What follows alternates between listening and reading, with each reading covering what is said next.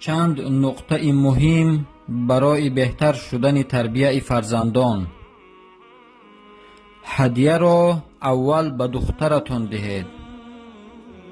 با طفل خود بازی‌های کودکانه کنید.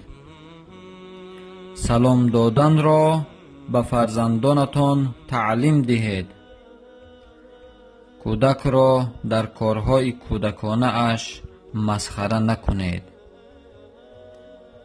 فرزند را در هر کار از حد زیاد فرمان ندهید تا در بزرگسالی جرأت پیدا نکند که از شما نافرمانی کند. فرزند را به خاطر گریه اش تنبیه ندهید. به وعده خود در قبال فرزندان وفا کنید. در کودکان عشق و علاقه به نماز را ایجاد کنید. برای فرزندان دعای خیر کنید. اگر کودک در خانه مورد احترام باشد، کمتر از فرمان پدر و مادر سرپیچی می کند. ایمان را در کودکانتان تقویت دهید. در خانه طور رفتار کنید که فرزندان به راستگویی عادت کنند.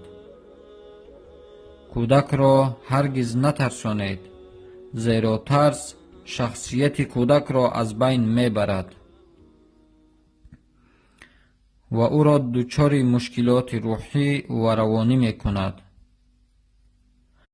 نوازش کردن یکی از غذاهای روانی کودک است. باید به اندازه کافی از آن بهره برد. نصیحت برای کودک وقت اثر دارد که والدان خود به آنها عمل کنند. استعدادهای فرزندانتان را کشف کنید. برایشان از کسب حلال روزی بدهید تا فرزندان حلال خور شوند، حرام خور نشوند. تعلیم نمازش نمایید، چونکه رسول الله صلی الله علیه و سلم فرمودند امر کنید فرزندانتان را به نماز خواندن در سن 7 سالگی و برای این نماز تنبیهشان دهید در 10 سالگی و جای خوابشان را از 10 سالگی بین پسران و دختران جدا کنید و روزه گرفتن را عادتشان بدهید. دختران را به حجاب پوشیدن عادت کنانید. آداب اجازت پرسیدن برای در آمدن خانه خواب پدر و مادر را تعلیمشان باید داد و در این وقتها باید فرزند با اجازت داخل جای خواب پدر و مادر شود. اول پیش از نماز بامداد، دوم وقت خواب پیشین، سوم بعد از نماز خفتن. اگر پدر و مادر یک جا خواب باشند، فرزند باید اول اجازت پرسد، بعد داخل خانه شود.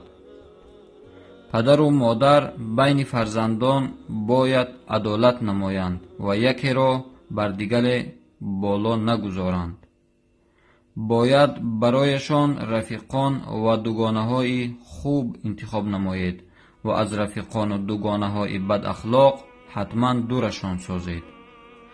با فرزندان مهربان و با شفقت باشید. زینهار فرزندانتان را دعای بد نکنید. همیشه در حقشان دعای خیر کنید.